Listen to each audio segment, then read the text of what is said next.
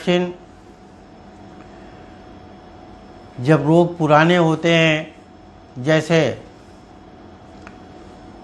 Gonorrhoea, syphilis, ये ऐसे रोग होते हैं जो एक्यूट स्थिति में पेशेंट डॉक्टर के पास नहीं जाता। जब वो गंभीर हो जाते हैं तभी जाते हैं। ऐसी स्थिति में इसके यदि डाइल्यूशन बनाकर, पोटेंसी बनाकर दिया जाए तो बहुत अच्छा रिजल्ट आता है। हमने स्वयं देखा है इस मेडिसिन के क्षेत्र को। जो पेशेंट सालों से भटक रहे थे, वो 4-5 डोज में ही फ़ायदा में आ गए और 1-2 महीने मेडिसिन प्रयोग करने के बाद में उन्हें पूरा फ़ायदा मिल गया। ये मेडिसिन सिफिलिस, गोनोरिया की मुख्य मेडिसिन मानी जाती है। इसके अतिरिक्त आपको बताएं, ये मेडिसिन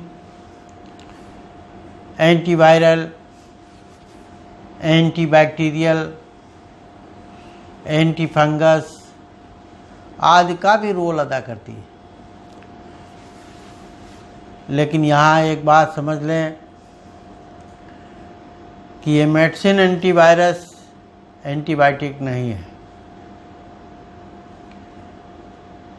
इस मेडिसिन का जो रोल है वो है, जब हम एंटीवायरस या एंटीबैक्टीरियल कहते हैं तो लोगों का दिमाग सिप्लाक्स की तरफ दौड़ता है कि उस तरीके से होगी। ये मेडिसिन अति सूक्ष्म मात्रा में बॉडी में जाती है तो शरीर के अंदर जो बैक्टीरिया, वायरस रहते हैं उनकी स्थिति को बदल देती है। शरीर में इस तरीके से परिवर्तन कर देती है कि वो शरीर को छोड़ भागते हैं। लेकिन एंटीबैक्टीरियल जो एलोपैथिक मेडिसिन होती हैं वो बैक्टीरिया को किल करती। ये किसी बैक्टीरिया को किल नहीं करती, ये बैक्टीरिया को ऐसा माहौल पैदा करती है कि वो शरीर छोड़कर भाग जाए। यहाँ पर एक बात आपको समझा दूँ, होम्योपैथिक और इलेक्ट्रो होम्योपैथिक में कोई भी ऐसी मेडिसिन नहीं है जो एंटीबैक्टीरिया का काम करती हो।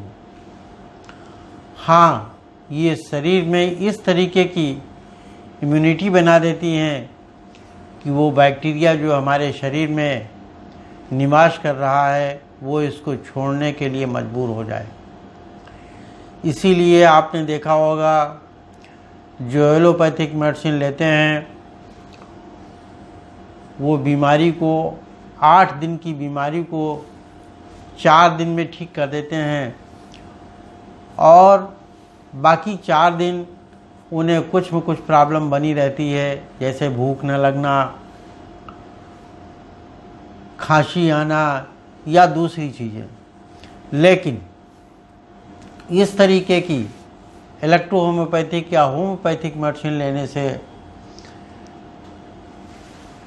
यदि रोग समय से पहले समाप्त हो गया तो शेष दिन जो रहते हैं उनमें कोई दिक्कत नहीं होती है, वो आदमी खेलता खाता रहता है।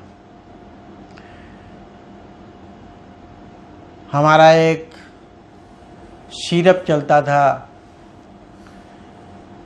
हेपेटोलाइफ, उस सिरप को एलोपैथिक प्रैक्टिशनर करने वाले लोग ज़्यादा लेते थे।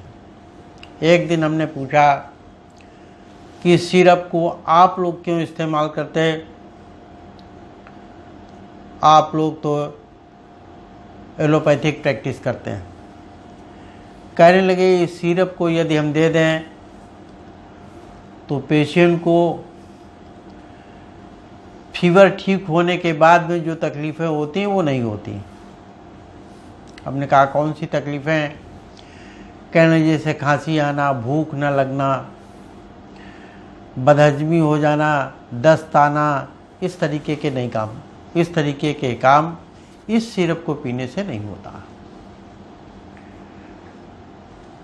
तब हमने उन्हें समझाया कि इलेक्ट्रो होम्योपैथिक मेडिसिन में ये गुण होता है।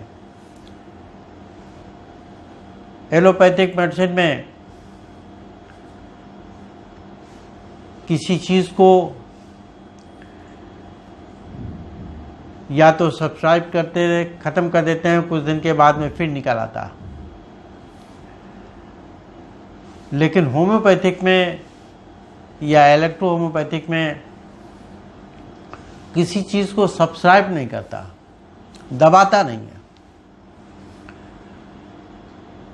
ये मेडिसिन क्या करती है? शरीर में जा कर के शरीर में होने वाली रासायनिक अभिक्रियाओं को संतुलित करती है, जबकि दूसरी पैथी की मेडिसिन विशेषकर एलोपैथिक में उस बैक्टीरिया को किल करता है। फ़ायदा दोनों तरीके से हमारा है। दुश्मन हमारे शरीर में आए और वो शरीर में मारा जाए तब भी हमारा ही फ़ायदा है, और हमने शरीर में ऐसा माहौल क्रिएट कर दिया कि वो रहने के लिए मजबूर हो जाए, न रहने के लिए मजबूर हो जाए, उसमें भी हमारा ही फ़ायदा है। बल्कि इसमें हमारा ज़्यादा फ़ायदा है कि हमें युद्ध नहीं करना पड़ा, बैक्टीरिया को ऐसे ही निकाल दिया। इसलिए बहुत सारे लोग ये कहते हैं कि हमारी पैथी सबसे श्रेष्ठ है। ये गलत है। सारी पैथियाँ श्रेष्ठ हैं। हर पैथी की अपनी मान्यता है और अपने हिसाब से अच्छी है। किसी पैथी को बुरा नहीं कहा जा सकता। हमारे सामने तमाम तरीके के लोग प्रश्न करते हैं कि आप दूसरी पैथी की तारीफ़ करते हैं। अरे मैं तारीफ़ किसी पैथी की नहीं करता, मैं जो सच है वो कहता हूँ।